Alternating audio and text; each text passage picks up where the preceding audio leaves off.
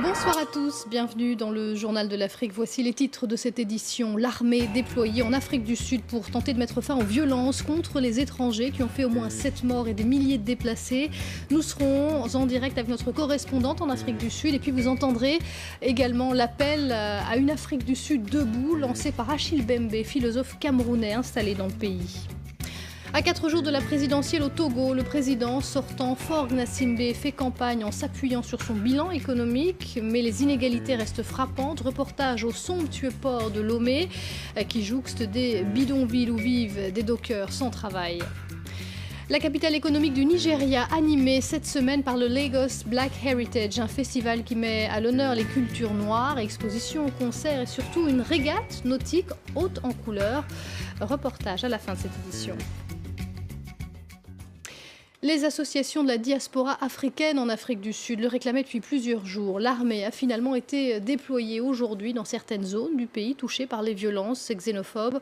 On en parle tout de suite avec notre correspondante dans ce pays, Caroline Dumais. Caroline, bonsoir. Alors, le gouvernement sud-africain a longtemps été accusé d'avoir tardé à réagir.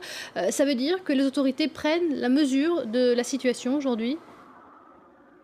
Absolument. Écoutez, on est quand même un peu surpris parce que c'est pas l'état d'urgence en Afrique du Sud et ça s'était plutôt calmé ces derniers jours.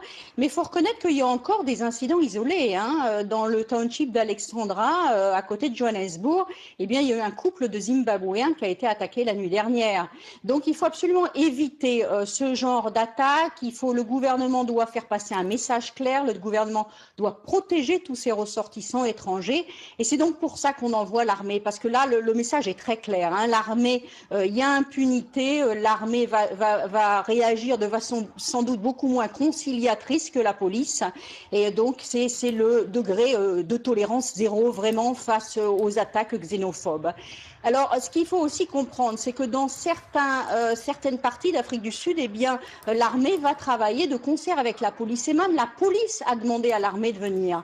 Parce que pour beaucoup, ces actes de xénophobie sont finalement simplement des actes criminels. On a des pillages, mais on pille la boutique d'un Somalien, mais c'est surtout avec l'intention de piller. Qu'il soit somalien, c'est juste le prétexte. Et donc, dans beaucoup de townships, la police a demandé le renfort de l'armée. Dans la province du Cap, par exemple, où il n'y a pas eu de cas de xénophobie, eh bien, il y a eu des cas criminels. Et donc, l'armée est également déployée ce soir à Dunoon, dans un township à côté de Stellenbosch. Donc voilà, en tout cas, les Sud-Africains sont rassurés, le gouvernement a réagi. Merci beaucoup pour ces précisions, Caroline Dumais. Alors, plusieurs intellectuels africains ont exprimé eux aussi leur honte face à ce qu'ils qualifient de chasse aux étrangers. Achille Mbembe, philosophe camerounais et professeur à l'université de Johannesburg, dénonce la part de responsabilité des autorités. Écoutez. Cette colère devrait être dirigée contre le gouvernement en place. C'est un gouvernement qui, depuis en particulier les 4 dernières années, accumule crise après crise. Crise de l'électricité, crise du chômage, crise de l'éducation, crise de l'idée même de la nation, exacerbation des tensions raciales. Mais il faut souligner que la société civile africaine, sud-africaine est en train de se mettre debout. Cette semaine, nous aurons de très grandes manifestations à Johannesburg, organisées par les syndicats, les églises, les associations des diasporas africaines, des universitaires et ainsi de suite. Achille Mbembe qui était avec nous tout à l'heure. Une cérémonie en plein désert dans le nord du Mali. Les proches des 116 victimes du crash d'Air Algérie en juillet dernier ont pu se recueillir sous haute protection sur les lieux de l'accident près de Gossi à 150 km de Gao. Un monument funéraire est situé à 400 mètres à peine du cratère causé par le crash où l'on peut voir encore de nombreux débris. L'appareil qui se rendait à Alger s'est écrasé peu après son décollage de Ouagadougou au Burkina Faso. À quelques jours de la présidentielle au Togo, le président sortant, Faure Gnassingbé, qui brigue un 3e mandat, s'appuie sur son bilan économique face aux 4 autres candidats de l'opposition, dont le principal Jean-Pierre Fabre. Après des années de stagnation, le pays affiche, il est vrai, une croissance de près de 5%, mais les gros investissements, comme c'est le cas au port de Lomé, peuvent susciter des tensions et des rivalités sociales lorsque tous les travailleurs ne sont pas logés à la même enseigne. Regardez le reportage d'Emmanuelle Sodji, notre correspondante. Dans ce petit pays d'Afrique de l'Ouest, les autorités ont vu grand. soutenir le projet de partenaires privés pour réaliser un terminal de toute dernière génération. Grâce à lui, le Togo est la toute nouvelle porte d'entrée directe entre l'Afrique et l'Asie, sans passer par l'Europe. Ici, des navires parmi les plus grands du monde peuvent accoster. Au jour d'aujourd'hui, c'est le seul terminal d'Afrique de l'Ouest et d'Afrique centrale pratiquement à pouvoir réceptionner ces navires. Environ 700 emplois créés ici sur ce terminal du futur, avec des salaires et des conditions de travail décents. Quelques kilomètres plus loin, sur l'autre port, géré par le groupe français Bolloré, qui investit sur ses propres fonds, les travailleurs sont mécontents. Ici, les dockers sous-payés et rémunérés à la journée, environ 4 €, campent sur place en attendant la prochaine vacation. Un docker travaille amèrement, rapide et bien, mais ne gagne rien comme fond. Nous avons fait plusieurs revendications au port ici. Ils nous appellent des drogués.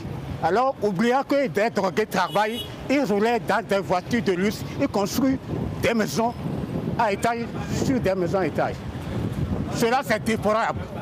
Les dockers accusent les autorités portuaires de les empêcher de travailler sur le nouveau terminal pour prétendre à de meilleurs salaires. Là, ils ont pris nos dossiers, ils ont envoyé à ANPE et ils nous ont enregistrés là-bas. Donc, lorsque tu poses ton dossier, ils tapent aussitôt, tu es docker, là, on annule le dossier. Faute de moyens, Komlan marche tous les jours pour travailler.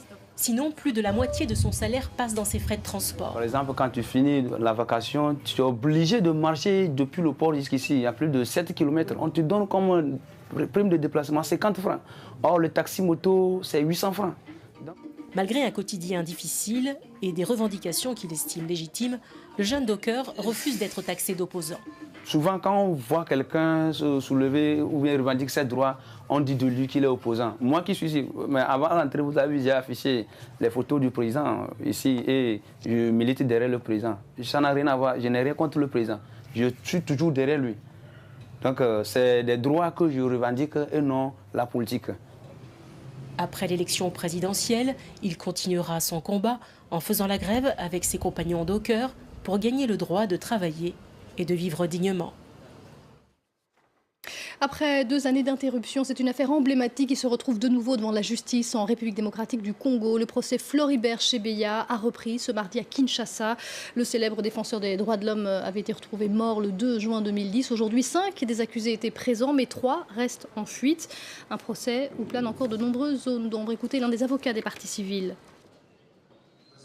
Nous espérons que des éléments que nous allons obtenir de la justice sénégalaise, nous puissions les produire ici et que John Numbi finalement soit inculpé pour répondre de ces faits. Parce qu'il ne peut pas être toléré que la personne qui a assisté et qui est elle-même condamnée cite le vrai assassin de M. Chebeya et que John Numbi soit regardé comme innocent de l'assassinat de M. Chebeya.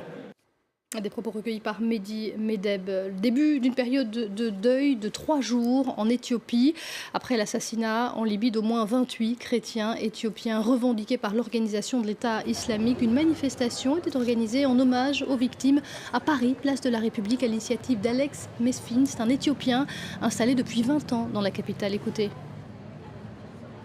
Aucun pays, je dis bien aucun pays n'est épargné par Daesh. Aucun. Ce sont des gens assoiffés du sang. Il leur faut chaque jour. Tantôt c'était de coptes égyptiens, tantôt c'était le chrétien irakien, maintenant c'est les orthodoxes éthiopiens. Et demain ça va être... C'est tout le monde est concerné, tout le monde. Et c'est le monde dans son ensemble, il doit se réunir contre cette barbarie, cette atrocité. Des propos recueillis par Pierrick Laurent.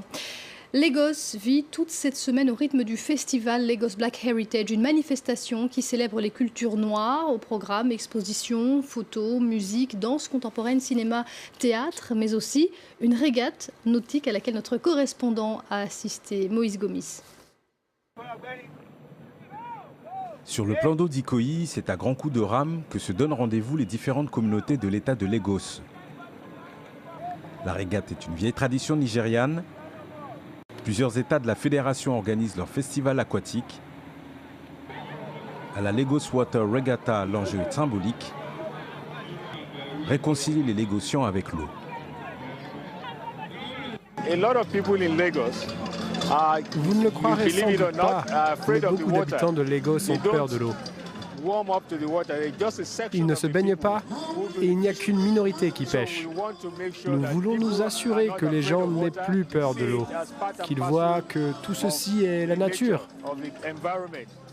C'est pour cela que nous avons commencé la régate. Depuis 6 ans, la Lagos Water Regatta cherche à devenir une joute incontournable. Elle s'inscrit dans le Lagos Black Heritage Festival qui se déroule toute cette semaine. La régate s'appuie sur la créativité et la diversité des communautés qui vivent dans l'État. Chaque vaisseau emprunte sa décoration à un imaginaire proche ou lointain. Chaque équipage se dépense sans compter pour célébrer les eaux de Lagos. Nous avons tellement de culture, tellement de ressources. Les crevettes, les langoustes, tout ceci vient de la mer. Les habitants de Lagos sont hospitaliers, c'est une belle ville, il y a beaucoup de choses à faire. Nos plages sont magnifiques, venez à Lagos, venez vous amuser.